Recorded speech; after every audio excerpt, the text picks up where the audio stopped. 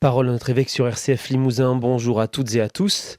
Parole à Monseigneur Pierre-Antoine Bozo que vous retrouvez comme chaque mois sur votre radio diocésaine pour aborder ensemble la vie de notre Église. Monseigneur Bozo, bonjour. Bonjour Paul. Monseigneur, depuis notre dernière rencontre de janvier dernier, vous avez vécu de nombreuses choses, comme chaque mois d'ailleurs. Pourriez-vous notamment nous parler de votre voyage au Québec où vous êtes allé à la rencontre de l'abbé Laurent Gounod? J'espère ne pas être un évêque d'aéroport, ce qui ferait grand déplaisir au pape François, qui les fustige. Mais je suis allé dans le cadre de ma mission, j'espère, pour visiter le père Gounod, qui est un prêtre du diocèse, qui est envoyé comme fidei donum au Québec. On a l'habitude de recevoir des prêtres fidei donum aujourd'hui. On en a envoyé beaucoup, c'est beau qu'on puisse en envoyer encore. Donc le père Laurent Gounod est pour 3 ans envoyé au diocèse de Québec, où il sert dans la paroisse de Lévis, qui est juste de l'autre côté du Saint-Laurent, dans la ville de Québec. Et donc j'ai passé 5 jours sur place, dans ce beau pays, sous la neige. Il faisait très doux, il faisait que -2, -3. J'étais un peu déçu parce qu'avant que j'arrive, il faisait -25 degrés et après que je sois parti à nouveau. Mais c'est très beau de passer 5 jours dans une ville complètement sous la neige, qui donne un certain charme. Et au milieu de tout ça, j'ai trouvé un père Gounod en bonne forme. Il est vicaire dans une paroisse, enfin pour 3 paroisses qui travaillent ensemble sous l'autorité d'un seul curé, qui compte quand même 150 000 habitants, donc une population très importante. Ça le change des 14 précédentes églises, ça le paroisses dans change lesquelles il des était. paroisses rurales où il était jusqu'alors. Et je trouve qu'il n'a pas trop pris l'accent québécois.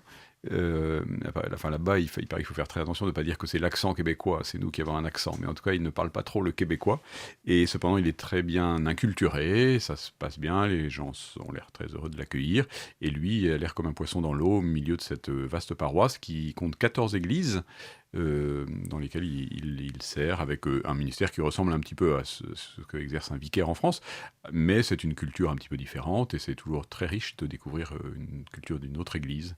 Donc voilà, c'était bon pour moi de le découvrir et je crois que c'est heureux pour lui de faire cette expérience. En juillet dernier, vous étiez déjà au Vietnam pour rencontrer un autre prêtre fidei donum, le père Super. Paul. Que vous apporte à vous en tant qu'évêque ce type de voyage? Bon, déjà, voir les prêtres de votre diocèse, pour le père Paul en plus, c'était une première rencontre en juillet dernier. Mais d'un point de vue aussi peut-être ecclésial, est-ce que ça a une importance Bien pour sûr, vous? oui, c'est très important parce qu'à chaque fois je vois les évêques du lieu, j'ai vu le cardinal Lacroix qui est l'archevêque de Québec, j'avais vu pas mal d'évêques vietnamiens quand je suis allé au Vietnam, pas seulement d'évêques mais des fidèles, des gens, et donc ça permet de voir un petit peu que l'église, la même église catholique existe sous d'autres latitudes, dans d'autres cultures, avec la même foi, la même exigence de missionnaire, et cependant avec des choix un peu différents, et en fait c'est très riche, moi ça enrichit mon regard. C'est important de sortir de chez soi de temps en temps, on le fait un peu facilement à travers les médias, etc., mais par procuration, et c'est important de le faire physiquement. Voilà. Et donc je reviens toujours très enrichi de ce genre de voyage, qui sinon me donne des idées, du moins en tout cas me conforte dans la beauté du mystère de l'Église répandu sur la terre entière. Est-ce que ça veut dire que vous avez noué des liens suffisamment forts avec le diocèse de Québec pour que peut-être eux aussi nous envoient des prêtres fidei donum? Alors, je n'ai pas évoqué les choses dans ce sens-là, mais pourquoi pas. La tentation, toujours, c'est quand il y a des beaux liens comme ça, se dire il faut qu'ils perdurent, mais en fait, c'est un peu une illusion, parce qu'on peut pas. On a un diocèse jumelé. Je pense que c'est bien d'avoir un diocèse jumelé, que ça demande un vrai investissement, du travail, de la fidélité, et on peut pas en avoir 36, parce qu'on en aurait voulu un au Québec, ou au Vietnam, ou en Pologne, et voilà. Il faut consentir. Le dimanche 2 février, vous avez vécu la journée de la vie consacrée au Carmel de Limoges. Qu'a représenté cette journée pour vous? Un beau temps de grâce, c'est toujours une grande joie de voir rassembler les religieuses, je dis au féminin parce qu'il n'y a plus de religieux, il y a des laïcs consacrés, des hommes consacrés du Prado, mais il n'y a plus que des religieuses dans notre diocèse, pas de religieux, et donc c'est une grande grâce de voir rassembler les religieuses du diocèse. Il se trouve que cette année, le 2 février tombait un dimanche, alors on m'a fait le reproche, qui n'est pas complètement illégitime, que du coup, toutes les religieuses s'étant rassemblées au Carmel, parce que les carmélites ne peuvent pas sortir, eh bien, elles ont été absentes de leur paroisse le jour où on fêtait la vie consacrée. Donc c'était de ce point de vue-là un petit peu dommage qu'elles ne soient plus visibles le jour où il était question d'elles. Mais en tout cas, très égoïstement, alors pour les sœurs carmélites, c'est important de vivre ça. Et pour moi, c'était un très beau moment. Vraiment, c'est pas seulement la couronne de l'évêque, c'est la couronne de l'Église, vous voyez, couronne précieuse. Les religieuses religieuses, les consacrés. Et on se rend compte plus facilement du manque de prêtres parce qu'on voit qu'il n'y a pas de messe de célébrer, etc. On mesure moins l'espèce de drame, je crois qu'on peut dire comme ça, que représente l'absence des religieuses. Alors, sans pleurer sur celles qui ne sont pas là ou qui ne sont plus là, on peut se réjouir de celles qui sont là. Et je peux vous garantir que cette journée était à la fois très joyeuse, parce que c'est une ambiance très détendue, fraternelle et sympathique, et en même temps vraiment profonde, par les apports des uns des autres, des témoignages qui ont été donnés de religieuses. Le père Vignerat a fait un très beau témoignage aussi sur ce que représentait dans sa propre vie de famille, puisqu'il a une sœur consacrée, et dans son ministère, les religieux et religieuses. Voilà, donc moi j'étais très heureux de participer à cette journée, et j'en suis ressorti très allègre. Justement, Connect Limoges, donc la pastorale des jeunes et des vocations du diocèse, en a profité pour ce 2 février, cette journée de la vie consacrée, pour interviewer sa responsable, donc sœur Claire Dupont, sœur franciscaine, et qui justement a parlé des vocations pour la vie consacrée. Vous souhaiteriez, vous, qu'il y ait davantage de vocations, je suppose, pour la vie consacrée aussi? Bien sûr, bien sûr. Donc je souhaiterais qu'il y en ait, et pour ça, je souhaite non seulement qu'on en parle, qu'on puisse avoir une forme de visibilité des religieuses, et que nous avons la chance d'avoir quelques jeunes religieuses dans notre diocèse. Donc elles ont des responsabilités, on les voit, on les connaît, et donc c'est heureux qu'elles soient visibles et qu'elles parlent de cette vocation. Et donc il faut en parler, il faut aussi en montrer toute la beauté, et puis il faut prier beaucoup pour ça, pour les vocations de consacrés. Donc oui, bien sûr, je pense que il ne faut pas seulement parler des vocations de prêtres, il faut parler des vocations de religieux et religieuses. Alors toujours dans les activités de notre diocèse, la semaine dernière, vous avez participé avec les prêtres, les diacres et les laïcs en mission ecclésiale à une journée de formation qui était animée par sœur Véronique Margron, dominicaine et présidente de la COREF, donc la conférence des religieux et religieuses de France, sur le thème « Faire face à la crise que traverse l'Église » sous différents thèmes, et différentes approches, puisque la veille, sœur Véronique Margron proposait une conférence sensiblement identique qui était ouverte au grand public. Que retirez-vous de ces 2 interventions de sœur Véronique Margron? D'une certaine manière, je mesure à nouveau avec gravité combien l'Église est marquée très profondément et blessée par toutes ces affaires d'abus d'autorité qui conduisent à vraiment des perversions, hein. Voilà. Et donc, comme évêque, j'ai eu à m'y pencher davantage, à entendre des victimes. Et donc, je suis déjà très affecté par cela. Le témoignage sur Véronique, donc elle est présidente de la COREF, donc elle connaît bien aussi, elle a beaucoup accueilli, entendu de victimes, donc elle a un témoignage d'autorité de ce point de vue-là. Voilà, nous a redit à la fois la gravité, l'importance de considérer vraiment, pas une fois, mais toujours les victimes, et d'être attentive et à l'écoute de ce qu'elles vivent. Et puis, elle nous a fait réfléchir également sur la question de l'autorité. Voilà, l'autorité avec ses abus en tout genre. Et donc, il faut être vigilant. Je crois que nous sommes sortis d'une espèce d'aveuglement collectif autour de ces questions d'abus sexuels, puisque, vous voyez, moi j'ai été ordonné évêque en 2017, à une période où un jeune évêque est forcément très vigilant sur ces choses-là et très alerté, beaucoup plus que ne l'étaient mes prédécesseurs. Voilà. Mais donc il y a eu une espèce d'aveuglement collectif. On est probablement aveuglé aujourd'hui par d'autres choses sans s'en rendre compte. L'importance de la vigilance, voilà, la radicalité de l'évangile doit nous rendre vigilants sur des faits de société, des mouvements que parfois nous cautionnons sans mesurer bien la gravité de ce qui se joue. Vous avez participé également, alors là c'est un peu plus léger et plus joyeux, la semaine dernière aussi à l'enregistrement de l'émission La vie des diocèses sur KTO. Cette émission sera diffusée le 24 février. Est-ce que c'est important pour vous d'être présent dans les médias, et notamment ce média-là qu'est KTO, et surtout quel est l'enjeu de cette émission pour vous? Alors c'est pas très important pour moi. Heureusement, j'ai un très bon responsable de la communication qui me dit que c'est important de communiquer, donc je le fais, mais c'est pas du tout dans ma nature spontanée. Je parle volontiers quand on m'interroge, mais je suis pas attentif à ma communication, aux réseaux sociaux, etc. Donc je me laisse un peu faire, et en faisant confiance à d'autres qui, voilà, pour le bien j'espère, de l'Église, de l'Évangile, me disent que c'est important. En tout cas, être interviewé par les journalistes de KTO, c'est quand même pas l'épreuve la plus terrible qui est à à affronter. Il y a des médias ou des journalistes qui sont plus incisifs que ceux de KTO, mais donc c'est très bienveillant, et aussi ça me permet de faire un petit point sur la vie du diocèse, donc j'étais très heureux de faire cela, je pense important d'accepter de communiquer à la demande, oui. Nous revenons avec Monseigneur Pierre-Antoine Bozo pour notre émission Parole à notre évêque sur RCF Limousin. Alors Monseigneur, là en début de semaine, vous participiez à la session doctrinale des évêques au Mont Saint-Odile. En quoi consiste cette session qui, d'après ce que j'ai compris, est sur inscription libre?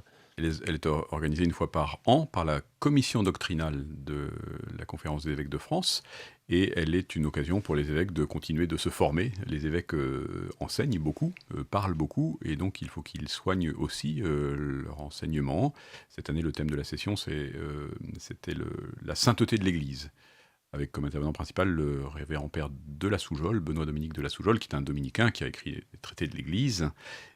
Voilà, donc c'est un thème peut-être d'autant plus important à étudier que précisément la question dont nous avons parlé tout à l'heure autour des abus d'autorité et des abus sexuels dans l'Église peut faire mettre en cause chez beaucoup de gens la question de la sainteté de l'Église. Donc qu'est-ce que ça signifie de dire que l'Église est sainte ? Ça signifie de dire qu'elle reçoit sa sainteté du seul saint. Voilà. Voilà, donc échanger ensemble entre évêques, réfléchir ensemble, travailler ensemble, c'est à la fois onéreux. Il faut aller c'était au Mont Saint-Odile en l'occurrence, mais c'est, j'espère, profitable. Lundi prochain, le 24 février, vous serez à Paris avec une délégation d'évêques pour participer au Salon de l'Agriculture. Alors, est-ce que déjà c'était une première pour vous, même une première visite en général au Salon de l'Agriculture, et surtout, pourquoi une telle visite ? Alors c'est une première tout à fait, parce que bien qu'ayant grandi et passé mon enfance dans le milieu rural, agricole, et connaissant bien l'existence du salon agricole, je n'avais jamais eu l'occasion, ou je n'avais jamais pris le temps, le mal d'y aller. Donc c'est une première et j'en suis heureux. Et quand on s'inscrivait auprès de Monseigneur Habert, qui est l'évêque responsable du monde rural dans la conférence des évêques, il fallait noter si c'était débutant ou confirmé. Donc je suis débutant. Et c'est important peut-être pour comprendre le monde agricole qui compose une grande partie du diocèse de Limoges, et aussi peut-être en termes d'encouragement, de montrer que l'Église ne se désintéresse pas du monde rural, du monde agricole. Donc il y a une dimension, je ne sais pas comment elle est perçue par les agriculteurs, mais en tout cas, on sera, je sais pas, peut-être 15, 20, 30 évêques, je ne sais pas exactement. Ça donnera un petit signe qu'on fait ce déplacement pour montrer aux agriculteurs que ce qu'ils vivent, et y compris leurs difficultés, nous importent. Et très certainement que vous y retrouverez des agriculteurs du Limousin que J'espère vous êtes bien. habitués à revoir, J'espère puisque le bien. Limousin sera très bien représenté au Salon de l'Agriculture.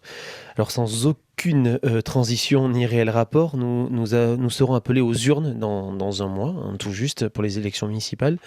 Il semblerait qu'en France, il y a une nouvelle tendance peut-être que de nombreux chrétiens, et notamment dans notre diocèse aussi, ont décidé de s'engager et de participer activement à ces élections en étant inscrits sur différentes listes. Deux questions. Peut-on être chrétien et engagé en politique en même temps ?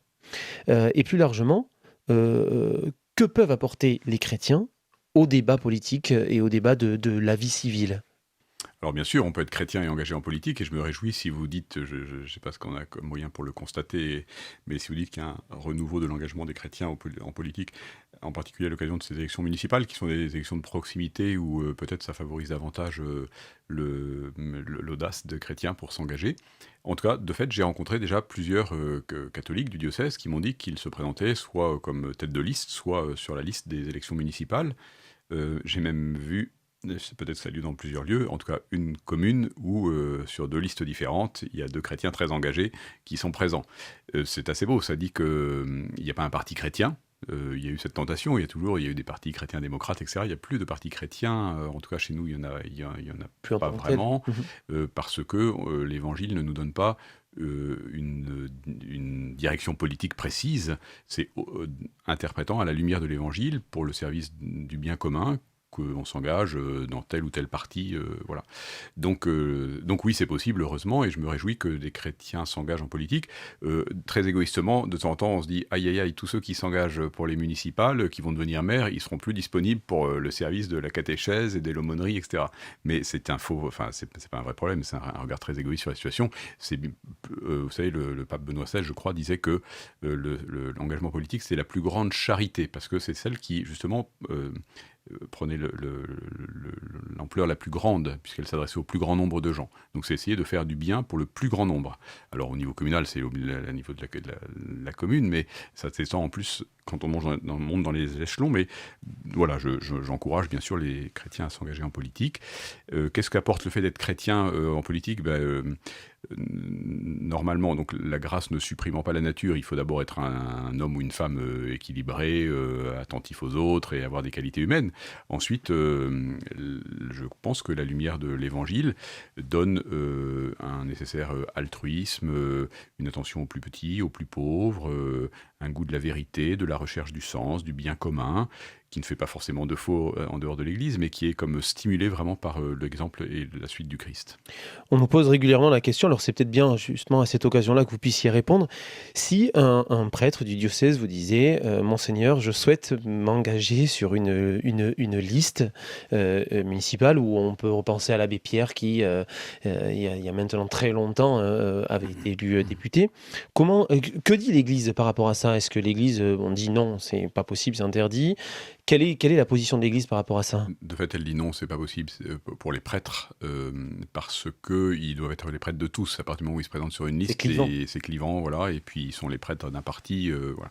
Et donc l'Église demande aux prêtres de ne pas avoir de carte à un parti politique, enfin c'est le droit canonique, et non plus de s'engager en politique, sauf les cas d'urgence. On le voit par exemple souvent dans des cas de situations très compliquées dans des pays, on y a eu ça récemment dans des pays d'Afrique, ou dans les pays d'Amérique latine, dans l'histoire, et parfois dans l'histoire récente, où des prêtres, voire des évêques, sont un peu de manière intérimaire, sont intervenus parce que c'était des hommes qui faisaient un peu des hommes de communion et qui pouvaient faire une transition de pouvoir. Mais ce n'est pas possible. Si un prêtre de mon diocèse me demandait s'il peut être maire de Limoges, je lui dirais non.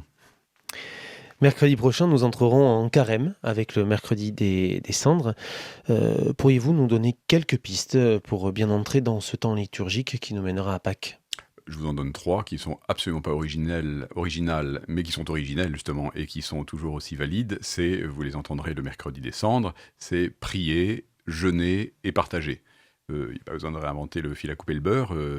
Voilà, le carême, c'est une espèce d'insistance renouvelée et forte sur la prière comme quête d'une relation à Dieu plus intime, plus vraie, plus juste, sur le jeûne comme une forme de détachement de soi, des biens matériels, et sur le partage comme une attention renouvelée aux autres. Voilà. Et donc ces moyens que l'Église nous donne, qui sont éclairés pendant les 40 jours du carême par la parole de Dieu, par des actes liturgiques, par des choses précises aussi, d'invitation au jeûne par exemple, sont des moyens extrêmement féconds. Donc j'invite simplement les chrétiens à ouvrir leur cœur à ce temps que l'Église nous donne. Au fond, on ne jeûne pas si on n'y est pas invité, vous voyez, c'est pas spontané. On ne partage pas si on n'y est pas un peu stimulé. Et on ne prie pas si on ne nous y encourage pas. Et donc c'est ce que fait l'Église, qui est une mère pendant ces 40 jours. Petite question aussi, on nous a demandé l'autre jour sur Facebook, en commentaire, sous une publication qui parlait du mercredi des cendres, pourquoi une croix dessinée sur le front pour le mercredi des cendres? Eh bien parce que la croix du Christ, c'est le signe de ce qu'on appelle dans un terme technique de la kénose, c'est-à-dire vous voyez, le Christ qui se donne vraiment jusqu'à donner sa propre vie. Et donc le signe de la croix qu'on trouve dans les calvaires des campagnes et un peu partout, c'est vraiment le signe d'identité chrétien, non pas comme quelque chose de morbide, mais comme le signe du plus grand amour. Voilà.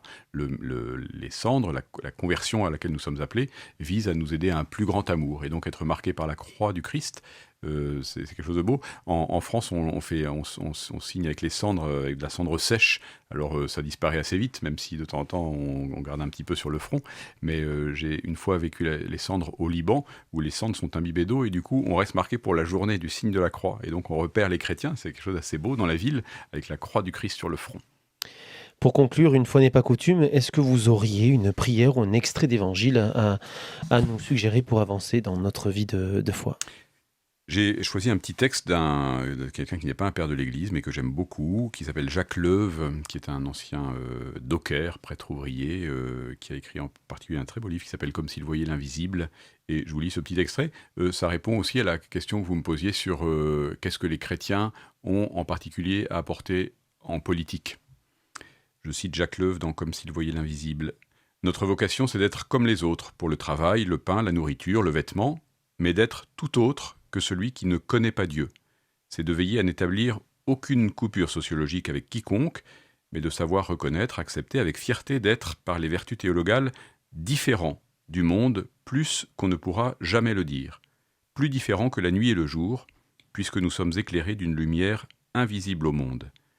Aimer le monde, oui, et ses intelligences qui l'embellissent et permettent de donner à chacun le pain, la paix et l'accès aux responsabilités, à travers plus de bien-être et de vraie liberté. Oui, tout cela, nous le voulons. Mais en même temps, il faut dire, clamer, manifester, par tout notre être, que la vraie destinée de l'homme s'achève seulement au-delà de ce monde qui passe, dont la face terrestre n'est que le provisoire et précaire, quoique décisif, commencement. Merci Monseigneur pour ce petit extrait que vous venez de nous proposer et merci pour ce temps passé avec nous comme chaque mois. Cette émission sera rediffusée ce samedi 22 février à 17h. Vous pouvez également la retrouver en podcast et bien entendu en vidéo sur le site internet du diocèse et sur notre page Facebook. Merci pour votre écoute chers auditeurs. Nous vous souhaitons maintenant une belle soirée à l'écoute de RCF Limousin. Au revoir.